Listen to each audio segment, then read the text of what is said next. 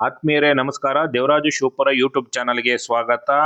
6ನೇ ತರಗತಿ ಗಣಿತ ಪ್ರಕಾಶ ಅಧ್ಯಾಯ 1 ಗಣಿತದಲ್ಲಿನ ವಿನ್ಯಾಸಗಳು ಪಾಠದ ಒಂದು ಕೊನೆಯ ಘಟ್ಟಕ್ಕೆ ನಾವು ಬಂದಿದ್ದೇವೆ.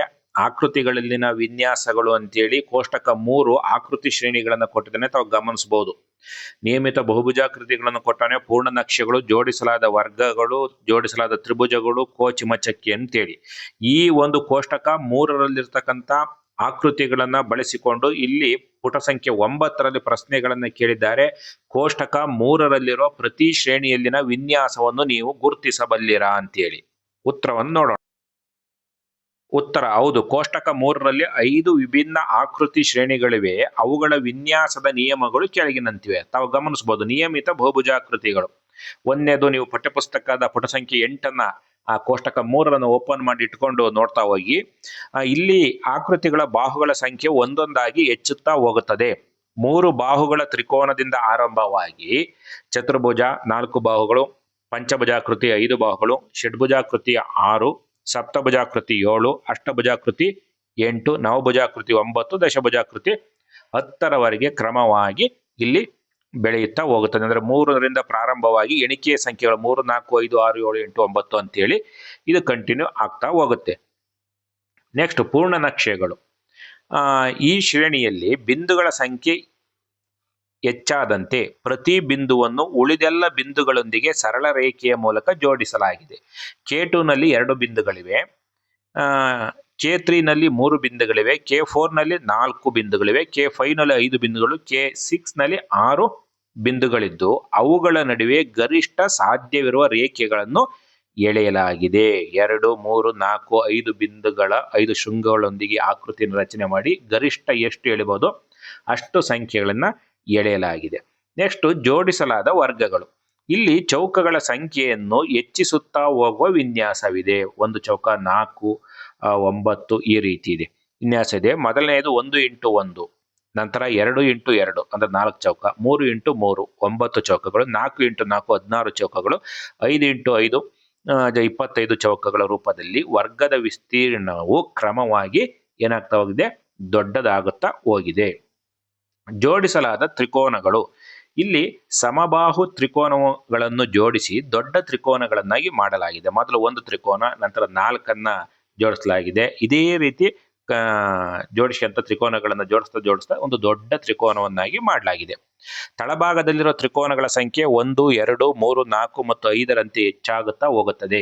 ತಳಭಾಗದಲ್ಲಿ ನೀವು ಗಮನಿಸಬಹುದು. 1, 2ನೇದು 3 ಆಗಿದೆ, 1, 2, 3, 4, 5 ಆಗಿದೆ. ಈ ರೀತಿ 5ರಿಂದ ಹೆಚ್ಚಾಗ್ತಾ ಹೋಗ್ತಾ ಇದೆ. ಕೋಚಿಮಚಕ್ಕೆ.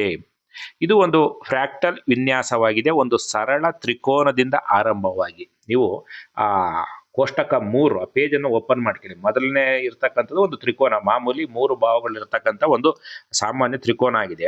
ಒಂದು ಸರಳ ತ್ರಿಕೋನದಿಂದ ಆರಂಭವಾಗಿ ಪ್ರತಿ ಹಂತದಲ್ಲೂ ಅದರ ಪ್ರತಿಯೊಂದು ಬಾಹುವಿನ ಮಧ್ಯಭಾಗದಲ್ಲಿ ಮತ್ತೊಂದು ಚಿಕ್ಕ ತ್ರಿಕೋನವನ್ನು ಹೊರಹೊಮ್ಮಿಸುವ ಮೂಲಕ, ಮೊದಲು ಇರ್ತಕ್ಕಂಥದ್ದು ಒಂದು ತ್ರಿಕೋನ ಆದರೆ ನಂತರ ಈ ರೀತಿ ಹೊರಹೊಮ್ಮಿಸುವ ಮೂಲಕ ಹಿಮದ ಅರಳಿನ ಸಂಕೀರ್ಣ ಆಕೃತಿಯನ್ನು ರಚನೆ ಮಾಡಲಾಗಿದೆ. ಪ್ರಶ್ನೆ 2, ನಿಮ್ಮ ನೋಟ್ ಪುಸ್ತಕದಲ್ಲಿ ಕೋಷ್ಟಕ 3ರಲ್ಲಿರುವ ಶ್ರೇಣಿಯನ್ನು ಪುನಃ ಬಿಡಿಸಲು ಪ್ರಯತ್ನಿಸಿ. ನೀವು ಪ್ರತಿ ಶ್ರೇಣಿಯಲ್ಲಿ ಮುಂದಿನ ಆಕೃತಿಯನ್ನು ಬಿಡಿಸಬಲ್ಲಿರ. ಇದು ಸಾಧ್ಯವೇ ಅಥವಾ ಏಕೆ ಸಾಧ್ಯವಿಲ್ಲ? ಪ್ರತಿ ಶ್ರೇಣಿಯ ನಂತರ ಶ್ರೇಣಿಗಳಲ್ಲಿ ಆಕೃತಿಗಳಲ್ಲಿ ರೂಪಿಸುವ ನಿಯಮ ಅಥವಾ ವಿನ್ಯಾಸ ಇದೆಯೇ ಎಂಬುದನ್ನು ನಿಮ್ಮ ಮಾತುಗಳಲ್ಲಿ ಹೇಳಿ ಅಂತೇಳಿ. ಇದು ಏನು ನಮ್ಮ ಮಾತು ಹೇಳ್ತಕ್ಕಂಥ ಸಂದರ್ಭದಲ್ಲಿ ಪ್ರತಿಯೊಬ್ಬರೂ ಕೂಡ ತನ್ನದೇ ಆದಂತಹ ರೀತಿಯಲ್ಲಿ ಅಭಿಪ್ರಾಯಗಳನ್ನು ವ್ಯಕ್ತಪಡಿಸಲಿಕ್ಕೆ ಅವಕಾಶ ಇದೆ. ಮೊದಲಿಗೆ ಇದರ ಮುಂದಿನ ಶ್ರೇಣಿಯನ್ನು ಬಿಡಿಸಬಲ್ಲಿರ ಅಂದ್ರೆ ಖಂಡಿತ ಬಿಡಿಸಬಹುದು. ಹೌದು, ಪ್ರತಿ ಶ್ರೇಣಿಯ ಮುಂದಿನ ಆಕೃತಿಯನ್ನು ಬಿಡಿಸಲು ಖಂಡಿತವಾಗಿಯೂ ಸಾಧ್ಯ. ಏಕೆಂದರೆ ಪ್ರತಿಯೊಂದು ಶ್ರೇಣಿಯು ಒಂದು ನಿರ್ದಿಷ್ಟ ಗಣಿತದ ನಿಯಮ ಅಥವಾ ವಿನ್ಯಾಸದ ಮಾದರಿಯನ್ನು ಅನುಸರಿಸುತ್ತದೆ. ಹಾಗಾಗಿ ಮುಂದಿನ ಆಕೃತಿಯನ್ನು ರೂಪಿಸುವ ನಿಯಮಗಳು ಮತ್ತು ವಿವರಣೆ. ಮೊದಲಿಗೆ ನಾವು ನಿಯಮಿತ ಬಹುಭುಜಾಕೃತಿಗಳನ್ನು ತೆಗೆದುಕೊಳ್ಳೋಣ. ಮುಂದಿನ ಆಕೃತಿಯು 11 ಬಾಹುಗಳನ್ನು ಹೊಂದಿರುವ ನಿಯಮಿತ ಬಹುಭುಜಾಕೃತಿ ಆಗಿರುತ್ತದೆ.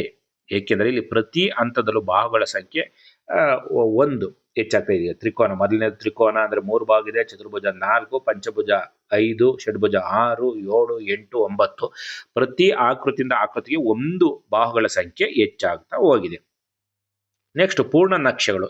ಮುಂದಿನ ಆಕೃತಿ, ಈಗ K6 ವರೆಗೆ ಕೊಟ್ಟರೆ K7 ಆಗಿರ್ತದೆ. ಅಂದರೆ ವೃತ್ತಾಕಾರದಲ್ಲಿ 7 ಬಿಂದುಗಳನ್ನು ಗುರುತಿಸಿ ಪ್ರತಿಯೊಂದು ಬಿಂದುವನ್ನು ಉಳಿದ 6 ಬಿಂದುಗಳೊಂದಿಗೆ ಸರಳ ರೇಖೆಯಿಂದ ಜೋಡಿಸಬೇಕಾಗುತ್ತದೆ. K6 ಇದೆ, ಇಲ್ಲಿ K7 ಆಗುತ್ತೆ. ಜೋಡಿಸಲಾದ ವರ್ಗಗಳು ನೋಡಿ, ಮುಂದಿನ ಆಕೃತಿಯು 6x6, ಈಗ ನಾವು ಎಷ್ಟಿದೆ 5x5 ನಿಂತಿದೆ. 6x6 ಚೌಕಗಳ ಗ್ರಿಡ್ ಆಗಿರುತ್ತದೆ. ಅಂದರೆ ಅಡ್ಡಲಾಗಿ 6 ಮತ್ತು ಕಂಬ ಸಾಲಿನಲ್ಲಿ 6ರಂತೆ ಒಟ್ಟು 36 ಸಣ್ಣ ಚೌಕಗಳನ್ನು ಒಳಗೊಂಡ ದೊಡ್ಡ ಚೌಕವಾಗುತ್ತದೆ. ಅದು ಈಸಿ ಆಗಿದೆ. ಇದು ತ್ರಿಕೋನನು ಕೂಡ ಅಷ್ಟೇನೆ. ಮುಂದಿನ ಆಕೃತಿ ತಳಭಾಗದಲ್ಲಿ 6 ಸಣ್ಣ ತ್ರಿಕೋನಗಳು ಇರುವಂತೆ ದೊಡ್ಡ ತ್ರಿಕೋನವನ್ನು ರಚಿಸಬೇಕು. ಒಟ್ಟು 6 ಹಂತಗಳ ತ್ರಿಕೋನ ಜೋಡಣೆ ಇದಾಗಿರುತ್ತದೆ. ನೋಡಿ, ಅದೇ ಪುಟ ಸಂಖ್ಯೆ 9ರಲ್ಲಿ ಮತ್ತೆ 5 1 2 3 5 ಲೆಕ್ಕಗಳನ್ನ ಕೇಳಲಾಗಿದೆ. ಕೋಷ್ಟಕ 3ರಲ್ಲಿ ಬರ್ತಕ್ಕಂಥ ಶ್ರೇಣಿಗಳನ್ನೇ ಆಧಾರವಾಗಿಟ್ಟುಕೊಂಡು ಏನ್ ಕೇಳವ್ರೆ, ನಿಯಮಿತ ಬಹುಭುಜಾಕೃತಿಗಳ ಶ್ರೇಣಿಯಲ್ಲಿರುವ ಪ್ರತಿ ಆಕೃತಿಯ ಬಾಹುಗಳ ಸಂಖ್ಯೆಯನ್ನು ಎಣಿಸಿ ನೀವು ಯಾವ ಸಂಖ್ಯಾ ಶ್ರೇಣಿಯನ್ನು ಪಡೆಯುವಿರಿ. ನಿಯಮಿತ ಬಹುಭುಜಾಕೃತಿ ಸಂಬಂಧಪಟ್ಟಂತೆ ನಿಯಮಿತ ಬಹುಭುಜಾಕೃತಿಗಳ ಶ್ರೇಣಿಯಲ್ಲಿ ಪ್ರತಿ ಆಕೃತಿಯಲ್ಲಿರುವ ಶೃಂಗಗಳ ಸಂಖ್ಯೆ ಬಗ್ಗೆ ಏನು ಹೇಳುವಿರಿ. ನೀವು ಅದೇ ಸಂಖ್ಯೆ ಶ್ರೇಣಿಯನ್ನು ಪಡೆಯುವಿರಾ. ಇದು ಏಕೆ ಹೀಗಾಗುತ್ತದೆ ನೋಡಿ, ಕೊಟ್ಟಿರ್ತಕ್ಕಂಥ ಪ್ರಶ್ನೆಯನ್ನ 2 ಭಾಗಗಳಾಗಿ ನಾವು ಮೊದಲು ವಿಂಗಡಣೆ ಮಾಡ್ಕೊಳ್ಳೋಣ. ಒಂದನೇದು ನಿಯಮಿತ ಬಹುಭುಜಾಕೃತಿಗಳ ಶ್ರೇಣಿಯಲ್ಲಿರುವ ಪ್ರತಿ ಆಕೃತಿಯ ಬಾಹುಗಳ ಸಂಖ್ಯೆಯನ್ನು ಎಣಿಸಿ. ಪ್ರತಿ ಬಾಹುಗಳ ಆಕೃತಿಯ ಸಂಖ್ಯೆ ಎಣಿಸ್ತೀವಿ. ನೀವು ಯಾವ ಸಂಖ್ಯಾ ಶ್ರೇಣಿಯನ್ನು ಪಡೆಯುವಿರಿ. ಇದು ಒಂದು ಪ್ರಶ್ನೆ. ನೋಡಿ, ಮೊದಲ ಆಕೃತಿ ತ್ರಿಕೋನಕ್ಕಿರೋ ಬಾಹುಗಳು 3, ಚತುರ್ಭುಜ 4, ಪಂಚಭುಜ 5, ಷಟ್ಭುಜ 6, ಸಪ್ತಭುಜ 7, ಅಷ್ಟಭುಜ 8, ನವಭುಜ 9, ದಶಭುಜ 10. ಈ ರೀತಿ ಬಾಹುಗಳು ಸಂಖ್ಯೆ ಹಿಂದಿನ ಒಂದು ಆಕೃತಿಗಿಂತ 1 ಹೆಚ್ಚಾಗ್ತಾ ಹೋಗ್ತದೆ. ಇದು ನಮ್ಗೆ ಏನಾಗುತ್ತೆ, ಸಿಗುವ ಸಂಖ್ಯಾ ಶ್ರೇಣಿ ಯಾವುದು? 3, 4, 5, 6, 7, 8, 9, 10, 11 ಈ ರೀತಿ. ಇವು 3ರಿಂದ ಆರಂಭವಾಗುವ ಎಣಿಕೆ ಸಂಖ್ಯೆಗಳಾಗಿವೆ. ಏಕೆಂದ್ರೆ ತ್ರಿಕೋನ 3, ಆ 3ರಿಂದ ಪ್ರಾರಂಭ ಆಗಿ ಮುಂದೆ ಬರ್ತಕ್ಕಂಥ ಎಲ್ಲವೂ ಕೂಡ 3, 4, 5, 6, 7, 8, 9, 10 ಅಂತಕ್ಕಂಥವು ಸಂಖ್ಯಾ 3ರಿಂದ ಆರಂಭವಾಗುವ ಎಣಿಕೆ ಸಂಖ್ಯೆಗಳಾಗಿವೆ. ಈ ತರದ ಒಂದು ಸಂಖ್ಯಾ ಶ್ರೇಣಿಯನ್ನ ನಾವು ಪಡಿತೀವಿ. ಈಗ ಅದೇ ಪ್ರಶ್ನೆ ಮುಂದಿನ ಭಾಗ ಏನು ಹೇಳಿದ್ರೆ, ಈ ಪ್ರತಿ ಆಕೃತಿಯ ಶೃಂಗಗಳ ಸಂಖ್ಯೆ ಬಗ್ಗೆ ಏನು ಹೇಳುವಿರಿ. ಪ್ರತಿ ಆಕೃತಿಯಲ್ಲಿರುವ ಶೃಂಗಗಳ ಸಂಖ್ಯೆ ಬಗ್ಗೆ ಏನು ಹೇಳುವಿರಿ. ನೀವು ಅದೇ ಸಂಖ್ಯೆಯ ಶ್ರೇಣಿಯನ್ನು ಪಡೆಯುವಿರಾ.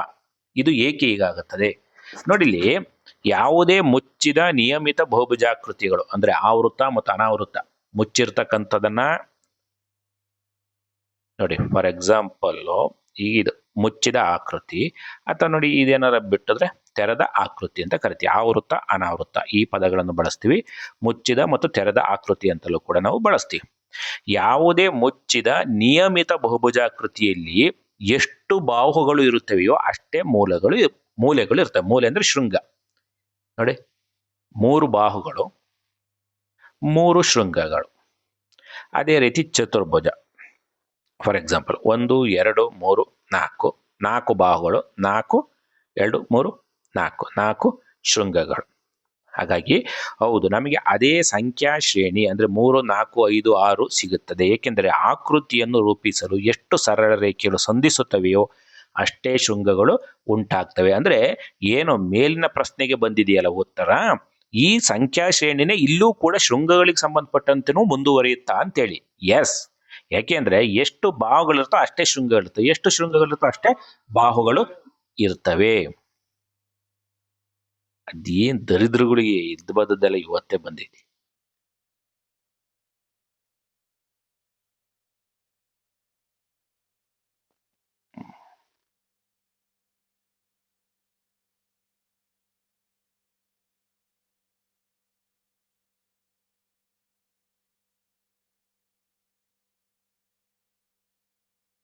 ಇಲ್ಲಿ ಪೂರ್ಣ ನಕ್ಷೆಗಳ ಶ್ರೇಣಿಯಲ್ಲಿರುವ ಪ್ರಶ್ನೆ 2, ಪ್ರತಿ ಆಕಾರದಲ್ಲಿನ ರೇಖೆಗಳ ಸಂಖ್ಯೆಯನ್ನು ಎಣಿಸಿ.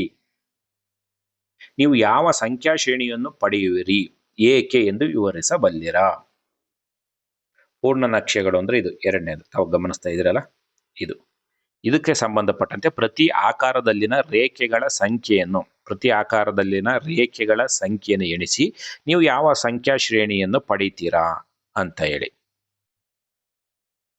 ನೋಡಿ, K2 ನಕ್ಷೆಯಲ್ಲಿರುವ ರೇಖೆಗಳು ಒಂದನೇದರಾಗೆ 1, ಎರಡನೇದರಲ್ಲಿ K3ನಲ್ಲಿ 3, K4ನಲ್ಲಿ 6, K5ನಲ್ಲಿ 10, K6ನಲ್ಲಿ 15 ರೇಖೆಗಳು ಇದಾವೆ. ನೋಡಿ, ತಾವು ಗಮನಿಸ್ಬೋದು. 1 ರೇಖೆ, 1, 2, 3 ರೇಖೆ, 1, 2, 3, 4, ಇದೊಂದು 5, ಇದೊಂದು 6 ರೇಖೆ. ಅರ್ಥ ಆಯ್ತಾ? ಈ ರೇಖೆಗಳು ಈ ರೀತಿ ಈ ಒಂದು ಶ್ರೇಣಿ ಕಂಟಿನ್ಯೂ ಆಗ್ತಾ ಹೋಗುತ್ತೆ. ಹಾಗಾಗಿ ನಮಗೆ ಸಿಗ್ತಕ್ಕಂಥ ಸಂಖ್ಯಾ ಶ್ರೇಣಿ ಯಾವುದು? 1, 3, 6, 10, 15. ಇವುಗಳ ಬಗ್ಗೆ ಹಿಂದಿನ ವಿಡಿಯೋದಲ್ಲಿ ನಾವು ತಿಳ್ಕೊಂಡಿದೀವಿ. ಇವುಗಳನ್ನು ತ್ರಿಕೋನೀಯ ಸಂಖ್ಯೆಗಳು ಅಂತೇಳಿ ಕರಿತೀವಿ, ಟ್ರಯಾಂಗ್ಯುಲರ್ ನಂಬರ್ಸ್ ಅಂತ ಹೇಳಿ. ನೆಕ್ಸ್ಟ್ ಪುಟ ಸಂಖ್ಯೆ 8, ಕೋಷ್ಟಕ 3ರ ಪಠ್ಯಪುಸ್ತಕದಲ್ಲಿ ತಾವು ಗಮನಿಸ್ತಾ ಹೋಗಿ. 3ನೇ ಪ್ರಶ್ನೆ, ಜೋಡಿಸಲಾದ ವರ್ಗಗಳ ಶ್ರೇಣಿಯ ಪ್ರತಿ ಆಕಾರದಲ್ಲಿ ಎಷ್ಟು ಚಿಕ್ಕ ವರ್ಗಗಳಿವೆ? ಇದು ಯಾವ ಸಂಖ್ಯಾ ಶ್ರೇಣಿಯನ್ನು ನೀಡುತ್ತದೆ, ಏಕೆ ಎಂದು ವಿವರಿಸಬಲ್ಲಿರಾ? ತಾವು ಗಮನಿಸ್ತಾ ಇದ್ದೀರಿ, 1 ಇಂಟು, ನೀವು ಪಠ್ಯಪುಸ್ತಕನ ಓಪನ್ ಮಾಡಿಕೊಂಡೆ ನೋಡಬೇಕು. ಮೊದಲನೇದು ಒಂದೇ ಒಂದು ಚೌಕ ಇದೆ, ಸರಿನಾ? ಎರಡನೇದು ಎಷ್ಟಿದಾವೆ? 4 ಇದೆ. ನೋಡಿ, ಇಲ್ಲಿ ಜೋಡಿಸಲಾದ ವರ್ಗಗಳು 1ನೇ ಆಕೃತಿಯಲ್ಲಿ 1 ಇಂಟು 1, ಇದು 1 ಇಂಟು 1, 2 ಇಂಟು 2 ಅಂದ್ರೆ 4 ಚೌಕಗಳು. 3ನೇ ಆಕೃತಿಯಲ್ಲಿ 3 ಇಂಟು 3, 9 ಚೌಕಗಳು. 4ರಲ್ಲಿ 4 into 4, 5 into 5. ಇದೇ ರೀತಿ ಈ ಒಂದು ಸೀರೀಸ್ ಶ್ರೇಣಿ ಕಂಟಿನ್ಯೂ ಆಗ್ತಾ ಹೋಗುತ್ತೆ. ನಮಗೆ ಸಿಗುವ ಸಂಖ್ಯಾ ಶ್ರೇಣಿಗಳು ಏನೇನಿವು? 1, 4, 9, 16.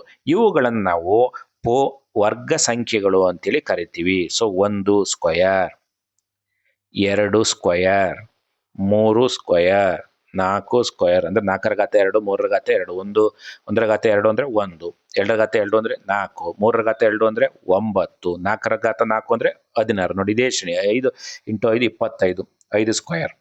ಈ ರೀತಿಯ ನಮಗೆ ಈ ವರ್ಗ ಸಂಖ್ಯೆಗಳ ಶ್ರೇಣಿ ನಮಗೆ ಸಿಗ್ತಾ ಹೋಗುತ್ತೆ.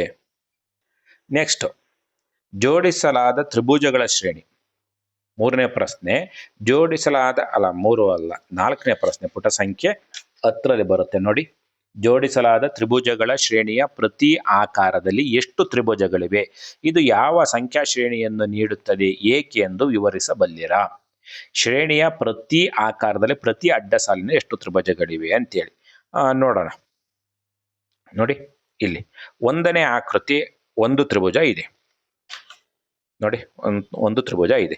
ನೆಕ್ಸ್ಟ್ 2ನೇ ಆಕೃತಿ 2 ಅಡ್ಡ ಸಾಲುಗಳು, ಅಲ್ಲಿಗೆ 1 + 3 = 4 ತ್ರಿಭುಜ. 3ನೇದರಲ್ಲಿ 9 ತ್ರಿಭುಜ, 16 ತ್ರಿಭುಜ. ಇದು ನಮಗೆ ಸಿಗ್ತಕ್ಕಂಥ ಸಂಖ್ಯಾ ಶ್ರೇಣಿ 1, 4, 9, 16. ಮೊದಲಿನಿಂದ ಆರಂಭವಾಗುವ ಬೆಸ ಸಂಖ್ಯೆಗಳನ್ನು ಕ್ರಮವಾಗಿ ಕೂಡಿದಾಗ ನಮಗೆ ವರ್ಗ ಸಂಖ್ಯೆಗಳ ಶ್ರೇಣಿ ಸಿಗ್ತಾ ಹೋಗುತ್ತೆ. ನೋಡಿ, ಮೊದಲಿನಿಂದ ಪ್ರಾರಂಭ ಆಗ್ತಕ್ಕಂಥ ನಾವು ವರ್ಗ ಬೆಸ ಸಂಖ್ಯೆಗಳನ್ನು 1 + 3, 1, 3, 5, 1, 3, 5, 7, 1, 3, 5, 7, 9 ಇವುಗಳನ್ನು ಕೂಡಿಸಿದಾಗ ನಮಗೆ ಸಿಗ್ತಕ್ಕಂಥ ಎಲ್ಲದೂ ಕೂಡ 1, 4, 9, 16 ಅಂತಕ್ಕಂಥದ್ದು ವರ್ಗ ಸಂಖ್ಯೆಗಳು ಸಿಗ್ತಾ ಹೋಗುತ್ತೆ. ಕೊನೆಯ ಪ್ರಶ್ನೆ, ಕೋಚಿಮಚಕ್ಕೆ ಪ್ರತಿ ಆಕಾರದಲ್ಲಿ ಎಷ್ಟು ರೇಖಾಖಂಡಗಳಿವೆ? ಇದಕ್ಕೆ ಅನುರೂಪವಾದ ಸಂಖ್ಯಾ ಶ್ರೇಣಿ ಯಾವುದು? ನೋಡಿ, ಆರಂಭದ ತ್ರಿಕೋನ ಏನಿದೆ ಅದು 3 ರೇಖೆಗಳಿವೆ. ಮುಂದಿನ ಹಂತದಲ್ಲಿ ಪ್ರತಿ ರೇಖೆ ಮಧ್ಯೆ ಒಂದು ವೇಗ ತಡೆ, ಅಂದ್ರೆ ಹೊಸ ತ್ರಿಕೋನ, ಇದನ್ನು ವೇಗ ತಡೆ ಅಂತ ಕರಿತೀವಿ. ವೇಗ ತಡೆ ಮೂಡುತ್ತದೆ. ಅಂದರೆ ಒಂದು ರೇಖೆಯು 4 ರೇಖೆಗಳಾಗಿ 1, 2, 3, 4 ಈ ರೀತಿ 4 ರೇಖೆಗಳಾಗಿ ಬದಲಾಗುತ್ತದೆ. ಹಾಗಾಗಿ 2ನೇ ಹಂತದಲ್ಲಿ ನೋಡಿ, ಮೊದಲು 3 ರೇಖೆ ಇತ್ತು, 3 × 4 12, 12 × 4 48. ನಮಗೆ ಸಿಗುವ ಶ್ರೇಣಿ 3, 12, 48, 192. ಅಂದ್ರೆ ಇದು 3ರಿಂದ ಗುಣಿಸಲ್ಪಟ್ಟ 4ರ ಘಾತಗಳ ಶ್ರೇಣಿಯಾಗಿದೆ. 3 × 4 = 12, 12 × 4 = 48, 48 × 4 = 192.